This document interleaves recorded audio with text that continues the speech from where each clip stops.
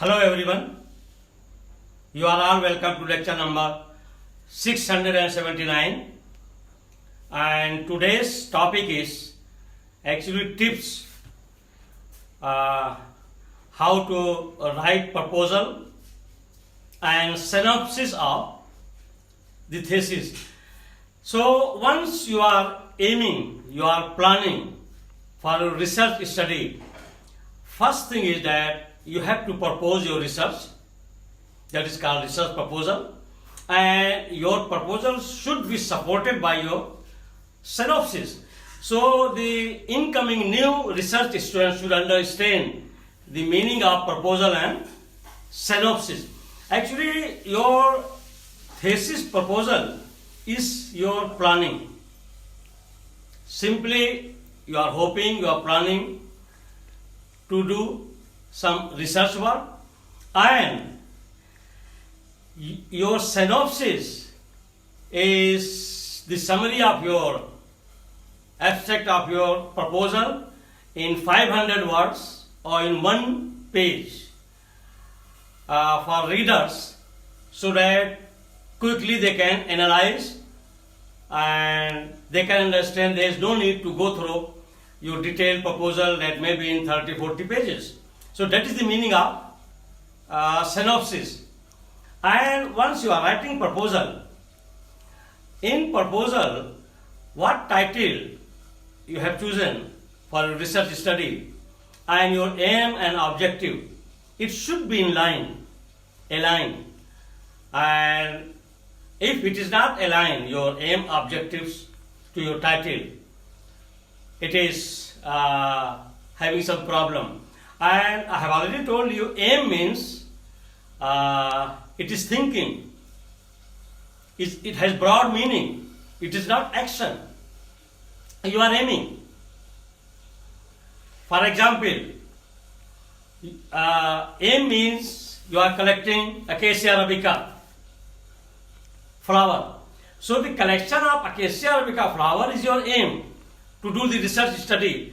But your objective is your specific, because your objective means you are going to isolate and establish the structure of flavonoid from the flower.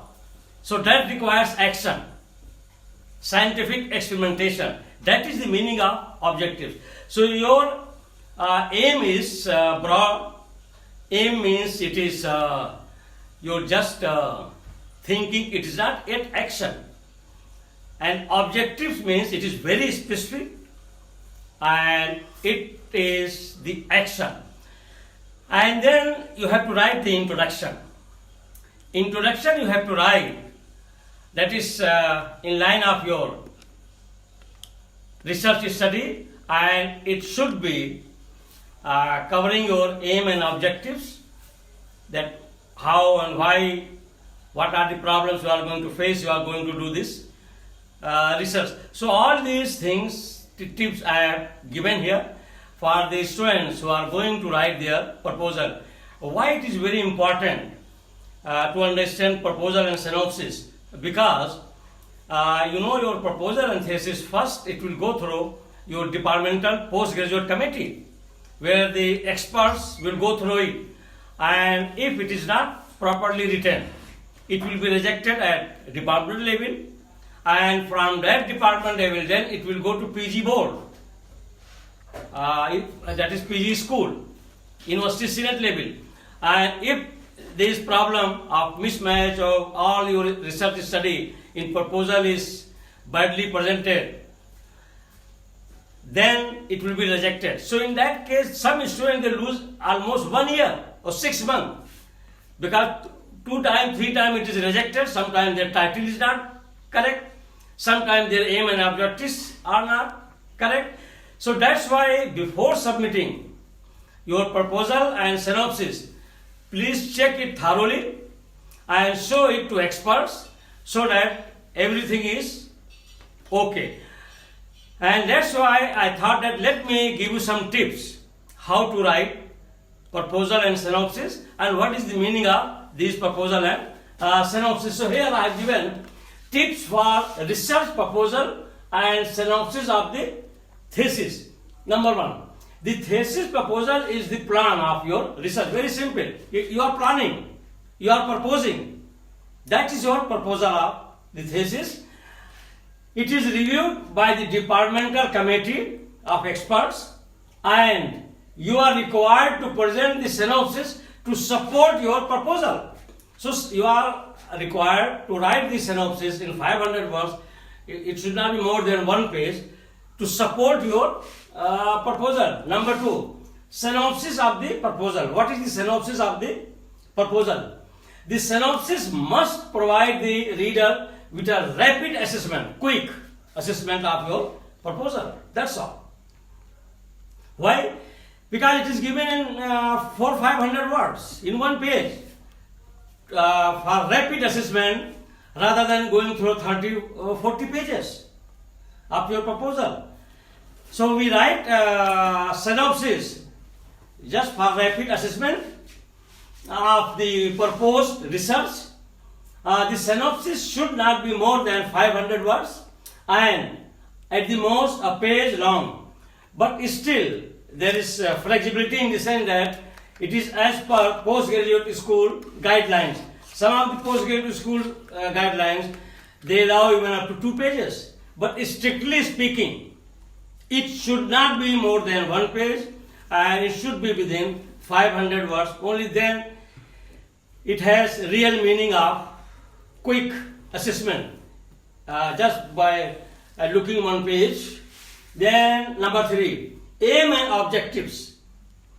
State what you want to find out, what you want, what is your thinking.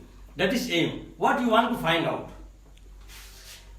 It is your planning and thinking. Aim is your planning. Aim is your thinking. What you want to plan and do. How are you going to do it? It is action, and that is your objective. Action is your objective. Aim is your planning, is your thinking. And aim is broad. Objective is very specific. This is the main difference in aim and objectives. Sometimes the students are confused. They don't understand the meaning of aim and objectives. In a very simple way, I have given the explanation before. Aim means, for example, you are coming to chemistry department is your aim. You are coming to chemistry department, you are thinking, you are aiming to come to chemistry department. But doing the chromatographic analysis is your objective. You are specific to chromatographic technique. So that is the aim and objective. Aligned to your research title. So your objective and aim should be aligned to your research topic. Research title. Aim is a broad statement of what the proposal expects or hopes. It is having broad meaning, and to accomplish the research work, to step taken to achieve the aim or the objectives. So it is the step taken, it is the action taken to achieve what we are planning. That is your aim. This is the meaning of aim and objective. And I have written in capital letter, very clear note, aim and objective must be aligned. It should not be that your aim is collecting the plant material and your objective is to do the synthesis. Oh, it's contradictory. If you have collected the plant material, then your objective should be that to work on that. So it should be in line, it should be aligned to the research title. Whatever is your title, it should be aligned to your title of the thesis.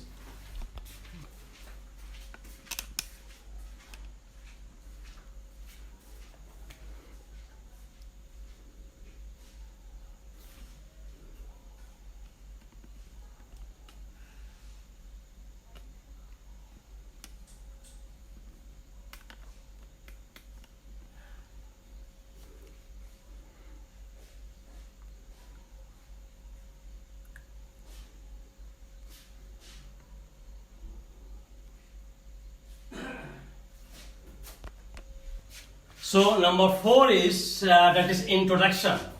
First thing is that we should start our introduction from first page. Not that in continuation you just write introduction. No, it should be on first page. And in introduction, you are going to explain how you are going to meet your objectives, what are the problems you are going to face. So all these things should be discussed. They start on first page. It should be of 2 pages maximum. Your introduction should not be in 4, 5, 6 pages. Better it should not be more than 2 pages maximum. That is good for introduction. And introduction should be focused on the research study which is directly relevant to the objectives. So what introduction you are giving in your proposal, it should be very much relevant to your objectives, what you have listed, and of your research study. The introduction should answer the question of why and what the research needs to be done. So you are going to answer this question, that why you are doing this research, what is need of doing this research, and then what you are going to get. So why and what should be clear in your introduction. Then number 5 is methods, or we commonly call it methodology. So what type of methods you are using? Mainly it is experimentation, spectral studies, data analysis, statistical data, all are discussed in methods. So the method is mainly actually prospective and retrospective. Prospective means it is what you are expecting, you are hoping, and retrospective means what has been done. So both you are going to do here, to compare both what you are expecting and what has been done. And analytical experimentation, list of procedures, what are type of procedures available, what you are going to adopt, all these things should be given there. And the list of outcome of the experimental studies in line to aim and objectives. So you have to list the outline of all the experimental studies, and that is in line of your aim and objectives. Statistical methods proposed to be used for data analysis.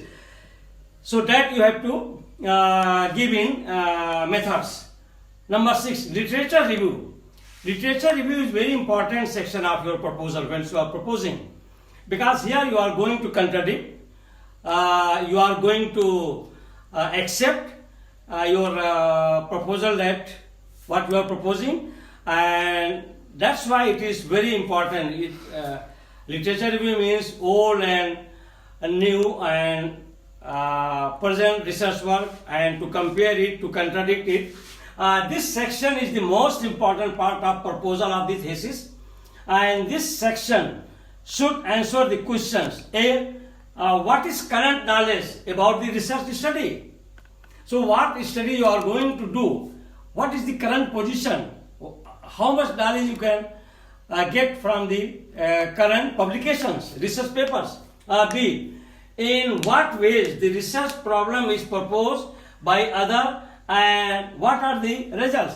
So your research study in literature you have to mention that what others have done and what they have proposed, what was their result. So you are going to compare with the help of literature review, means published books or published research papers. C, are the reported research studies contradictory? Sometimes what you are proposing and what you are getting the knowledge, present knowledge and past knowledge, is contradictory. And once it is contradictory, then you have to discuss this issue, that how you are going to overcome this contradiction. Number D, more from what is known to unknown. So you have to give the references, what is known and more what is unknown. That is very important to this literature review. Then number 7, materials. In materials mean check the materials list. So materials means it requires chemicals, glass apparatus, instrumentation, and once we are saying reagents and chemicals, you have to give the name of the manufacturers, even what apparatus, instruments you are using.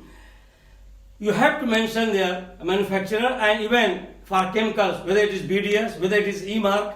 So all these companies, there is standard names are required to be mentioned. Also what quantity you are going to use, that is quantitative, volume, and its quantity. So everything should be mentioned in materials. Check the materials list, and when and where the research will be carried out. You have to mention that where you are going to carry out the research, from where you have collected the material. If it is plant material, what is the geographical location, what is the timing, what is the month, year, all details you have to mention, and details of the reagents and chemicals in quantities as aspect, for example, its mass, volume, and its concentration. All these quantities should be mentioned. And the specification include manufacturer's name and address. You have to mention all detail of IR, UV, and MR if you are using the instrumentation, their manufacturer and their address. Chemicals means their manufacturer, their address, all these things. Then conclusion.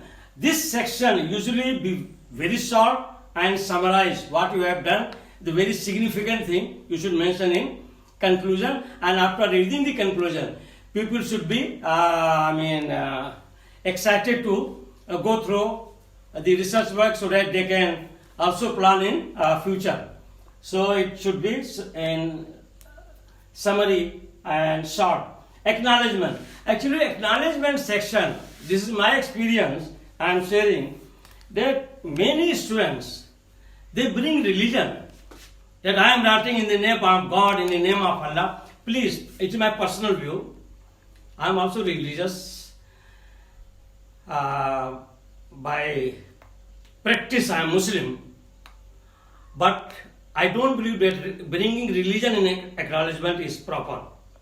Don't write in the name of Allah or God. Just first acknowledge your teachers, your professors, your supervisor, your colleagues, friends, your family members, if you are married, your wife, children, their sacrifice, and then scholarship, from where you are getting finance.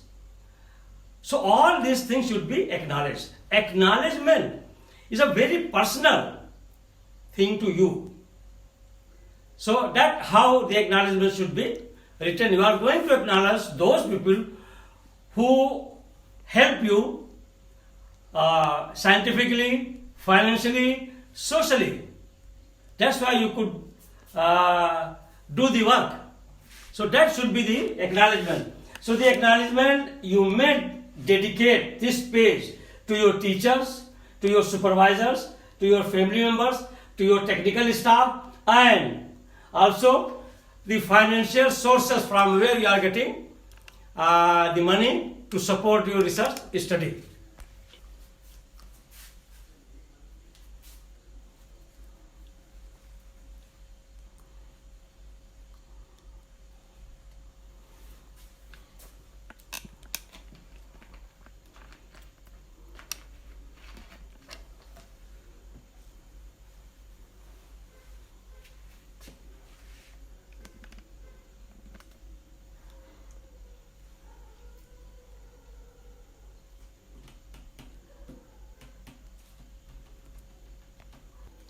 So with this I will stop.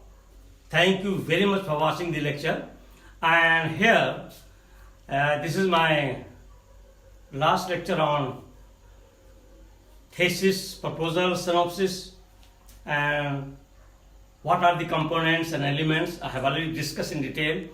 Now the certification page, title page, and their formatting, it is done by as per the guideline of the postgraduate school.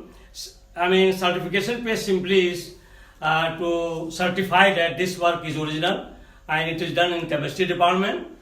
it will be certified by your supervisor. So there is a set language for that. In every department it is available, you will get it. And title page, all those things is all departmental issue, and as per postgraduate school guideline we are following. So in this way, if you follow all these steps what I have discussed in some more than 7-8 lectures, it will help you a lot, especially those who are going to start their research work, either PhD or masters. So once again, thank you very much.